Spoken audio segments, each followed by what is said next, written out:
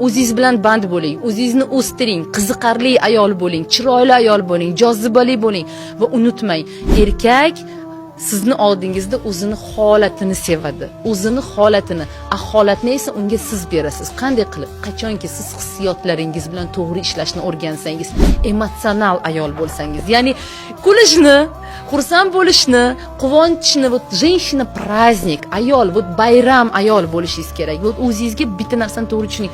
Men bayram bo'lishim kerak. Eringiz ishdan shunaqa charchab keladi, o'zi tak mana bu ko'cha, напряжение, mashina, rul, pul, tam boshqa masalalar yetarlicha unga.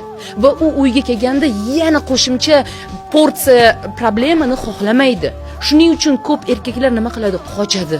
Oilasiga kelgisi kelmaydi, uzoq o'rtoqlar bilan o'tiradi, choyxonada o'tiradi, lishbi kelmay. Chunki uyda uni negativ emotsiyaga to'la, именно такой вот skripach ayol kutayotganini biladi, ya'ni arralovchi.